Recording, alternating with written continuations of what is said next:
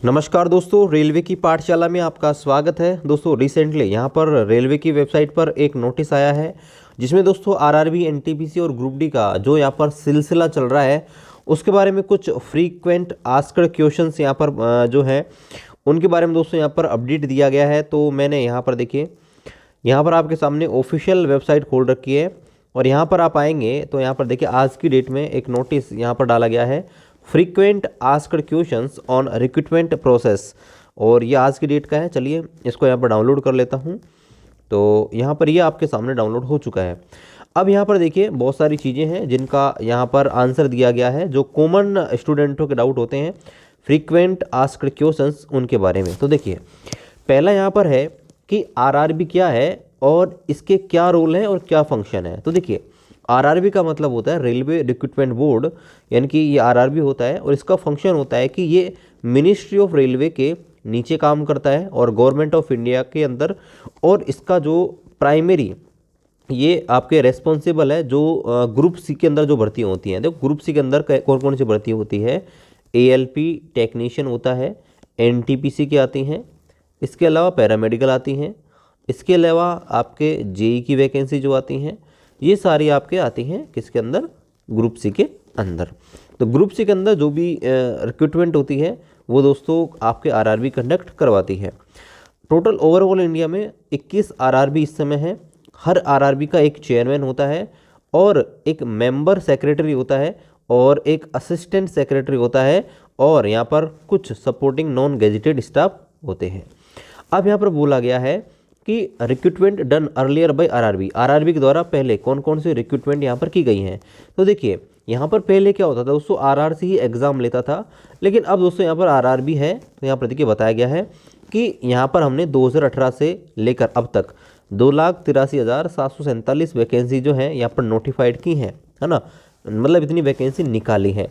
और यहाँ पर बोला है कि 1.32 जो लैक्स कैंडिडेट हैं उनको यहाँ पर ज्वाइनिंग दे दी है, जिनमें आपके 62,907 जो वैकेंसी वो ग्रुप डी की थी 2018 में, और अप्रोक्सीमेटली दोस्तों शायद 64,000 के आसपास वैकेंसीज जो थी, है ना, 60 के 1000 वो आपके एलपी टेक्नीशियन की थी। तो उनकी बात यहाँ पर हो रही है। आगे पर बोला कि recruitment of remaining vacancies under process, बाकी जो बची हुई वैकेंसीज हैं 2,83,000 में से उनकी प्रोसेस यहाँ पर चल रही है और इनके लिए 4 करोड़ कैंडिडेट हैं। लास्ट 3 और 4 साल के बीच यहाँ पर एग्ज़ाम यहाँ पर ली है, ऐसा इन्होंने बताया है।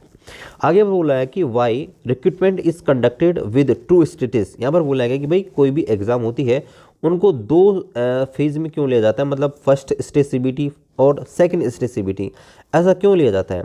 तो यहाँ पर देखिए, in case of the number of candidate who have applied against the notification आर्चला नंबर, यहाँ पर बोला गया कि एक बड़ी संख्या में कैंडिडेट यहाँ पर अवेलेबल होते हैं।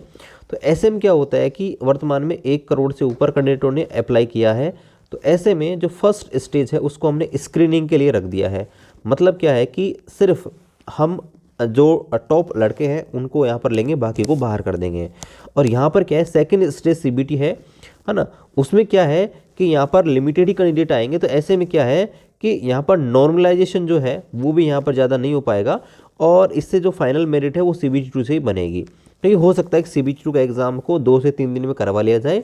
तो ऐसे में क्या है कि नॉर्मलाइजेशन भी ज़्यादा नहीं होता है और वेरिएशन भी नहीं होता है शिफ्ट के अंदर, इसलिए।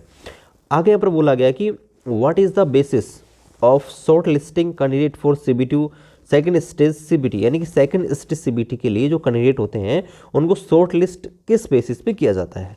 तो यहाँ पर देखिए रेलवे रिक्रूटमेंट का जो मैनुअल है 2015 का, उसमें बोला गया था कि भाई जो भी वैकेंसी है उनका 10 गुना कैंडिडेट यहाँ पर लिया जाए। लेकिन दोस्तों अब हमने जो नोटिफिकेशन निकाला है उसमें दोस्तों यहाँ पर 10 गुना की जगह 20 गुना कैंडिडेट लिए जाते हैं। और इन्होंने पहले बोला है कि भाई पहले भी जो वैकेंसी आई थी, यहाँ पर देखिए पहले जो वैकेंसी आई थी CN नंबर 2 2010, इसके बाद में आई CN नंबर 04 2010 10+2 के लिए और ग्रेजुएशन के लिए। तो वहाँ पे दोस्तों क्या लिया था कि भाई 10% कैंडिडेट लिए थे। लेकिन बाद में जब 2015 में भर्ती आई एनटीपीसी की, जो आपके CN नंबर 3 2015 के तहत आई थी, उसमें 15 गुना कैंडिडेट यहाँ पर लिए थे। लेकिन अब यहाँ पर जो कैंडिडेट लिए जाने हैं जो CN नंबर 1 2019 में, यानी कि एनटीपीसी वैकेंसीज में जो जितनी भी सीटें हैं उनका 20 गुना यहाँ पर लिया जाएगा। यहाँ पर बोला गया है कि candidate 20 time of the notified vacancies, यानी जितनी वैकेंसीज है उनका 20 गुना। अब यहाँ पर देखिए ये बोला गया है कि short listing should be done for 7 lakh candidate not for 7 lakh roll number. Student का सबसे बड़ा सवाल यही है कि भाई 7 लाख कैंडिडेट लेने चाहिए थे, ना कि 7 लाख रोल नंबर। तो देखिए रेलवे ने यहाँ पर क्या क्लैरिफिकेशन दिया है, now where was it mention that 7 lakh distant candidate will be shortlisted for second stage CBT. यहाँ देखिए ये मेंशन किया गया था कि भाई 7 लाख हम क्या लेंगे, यूनिक कैंडिडेट लेंगे सेकेंड स्टेज सीबीटी के लिए। और चूंकि सेकेंड स्टेज सीबीटी है वो अलग अलग 5 लेवल्स के लिए होगा, तो ऐसे में क्या है कि भाई एक कैंडिडेट एक से ज़्यादा लेवल के लिए क्वालिफाई कर सकता है। इसलिए यहाँ पर जो रोल नंबर है एक से ज़्यादा आ गए हैं, इसलिए यहाँ पर 7 लाख रोल नंबर लिए गए हैं, ना कि 7 लाख कैंडिडेट। आगे पर बोला गया कि RRB have short listed candidate only for 4-5 times, यानी कि आरआरबी ने केवल 4 से 5 गुना ही छात्रों को यहाँ पर लिया गया है। तो यहाँ पर उन्होंने बोला है कि जो भी 13 जो पोस्ट हैं उनके लिए हमने रोल नंबर के हिसाब से 20 गुना कैंडिडेट यहाँ पर लिए हैं, जो टोटल आपके 7,05,446 बन रहे हैं टोटल वैकेंसीज का। आगे यहाँ पर बोला है कि 10 candidate use to fight for 1 post, now 1 candidate will fight for 10 post. पहले ऐसा था कि भाई 10 कैंडिडेट थे, वो आपके एक पोस्ट के लिए लड़ते थे, लेकिन अब एक कैंडिडेट ही 10 पोस्ट के लिए लड़ेगा। तो देखिए यहाँ पर बोला गया है कि भाई हम लास्ट में केवल 35,281 कैंडिडेट को ही ज्वाइनिंग देंगे, तो इसमें आप बिल्कुल भी टेंशन मत लीजिए। आगे पर बोला गया है कि ग्रेजुएशन वाले जो कैंडिडेट होते हैं वो 10+2 की सीटों के लिए भी यहाँ पर अप्लाई कर रहे हैं, जिससे क्या है कि जो 10+2 की जो वैकेंसी है उनकी कट ऑफ यहाँ पर ज़्यादा जा रही है। तो इन्होंने यहाँ पर बोला है कि भाई जिनकी ग्रेजुएशन है तो ऑलरेडी 10+2 के लिए अप्लाई करेंगे। तो ऐसे में भाई ये तो उनका संवैधानिक अधिकार है, तो हम ऐसा नहीं कर सकते। जो 10+2 वाले हैं उनकी सीटों पर आपके ग्रेजुएशन वाले भी अप्लाई कर सकते हैं। आगे यहाँ पर बोला गया है कि what has railway done for protesting candidate against NTPC result. तो प्रोटेक्टिंग एनटीपीसी रिजल्ट, तो यहाँ पर बोला है कि रेलवे ने क्या किया है एनटीपीसी की जो रिजल्ट है उसमें कैंडिडेट को प्रोटेक्ट करने के लिए। तो यहाँ पर बोला है कि जो रेलवे है उसने क्या किया है, सेकंड स्टेज सीबीटी जो है और आपके जो फर्स्ट स्टेज सीबीटी है ग्रुप डी का, उसको यहाँ पर पोस्टपोन कर दिया गया है। और एक हाई पावर कमेटी है वो यहाँ पर 200 सीनियर ऑफिसर की गठित की है, जो स्टूडेंट्स की जो प्रॉब्लम है उनको सुनने के लिए। और यहाँ पर बोला गया है कि ये आपके एनटीपीसी और ग्रुप डी दोनों के लिए जो भी स्टूडेंट्स की प्रॉब्लम है उनको यहाँ पर सुनेगी। आगे यहाँ पर बोला गया है कि how can student lodge their grievances to the committee, यानी कि स्टूडेंट है अपने जो ग्रेवेंसेज हैं, अपनी जो भी समस्याएं हैं वो कमेटी तक कैसे पहुंचा सकते हैं, कैसे लोड कर सकते हैं। तो यहाँ पर बोला है कि ये जो लिंक दिया गया है इसके ऊपर आपको क्लिक करना है आरआरबी वेबसाइट के ऊपर, और यहाँ पर दोस्तों आप डायरेक्ट मेल भी भेज सकते हैं, या वेबसाइट है वेबसाइट से भी कर सकते हैं। वहाँ पर दोस्तों आपको कुछ नहीं करना, आपकी जो डिटेल्स आती हैं वहाँ आपको दिखा होगा क्या क्या डिटेल वहाँ पर मांगता है, तो वहाँ पर आपको करना है। इसके अलावा दोस्तों आप डायरेक्ट मेल भी भेज सकते हैं रेलवे को इस मेल के माध्यम से। और यहाँ पर देखिए ऑल जो चेयरपर्सन है आरआरबी के उनको भी यहाँ पर निर्देश दिए गए हैं कि वो ग्रेवेंसेज है वो कैंडिडेट के यहाँ पर इकट्ठा करें। इसके अलावा आउटरीच कैंप भी यहाँ पर अलग अलग जोनल रेलवे में यहाँ पर रेलवे की तरफ से बनाए गए हैं। आगे पर बोला गया है कि भाई कब से कब तक हम यहाँ पर रजिस्टर कर सकते हैं ग्रेवेंसेज। तो यहाँ पर बोल रखा है कि भाई आप 16 फरवरी तक अपने जो भी ग्रेवेंसेज हैं उनको यहाँ पर दे सकते हैं। और इसकी जो टाइमलाइन रखी गई है 4 मार्च को आपको क्या इसका जो कंसर्न है वो यहाँ पर आपको बता दिया जाएगा। अब यहाँ पर बोला गया है कि why has there been a delay in the recruitment process, यानी कि भाई जो आपके एग्ज़ाम है वो इतने डिले क्यों हुई, इतनी लंबी क्यों चली।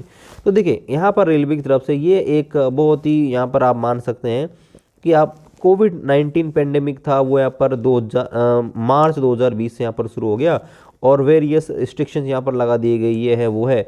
जबकि दोस्तों रियलिटी कुछ हो रही है कि भाई नोटिफिकेशन तो आपके फरवरी मार्च 2019 में आ गया था, तो भाई 1 साल तक आप क्या कर रहे थे।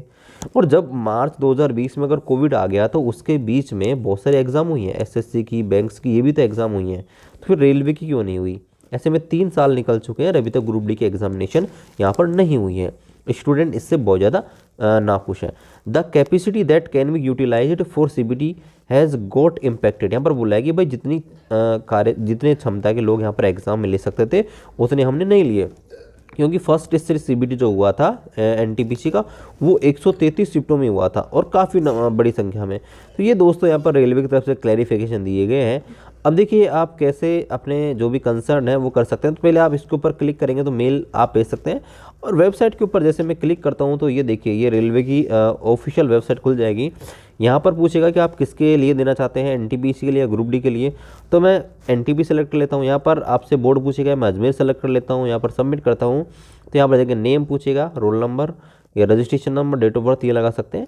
और यहाँ पर आप क्या सजेशन देना चाहेंगे, क्या कंसर्न देना चाहेंगे, वो यहाँ पर आप लिख सकते हैं और इसको दोस्तों यहाँ पर भेज सकते हैं। सीधा ये रेलवे के पास चला जाएगा और 4 मार्च तक इसका जो भी है कंसर्न यहाँ पर आ जाएगा। तो आप सभी से निवेदन है, आप प्लीज़ करके ऑफलाइन या ऑनलाइन किसी प्रकार से अपनी जो भी समस्या है रेलवे तक ज़रूर पहुँचाएँ। मिलते हैं दोस्तों अगले वीडियो में, तब तक जय हिंद, वंदे मातरम।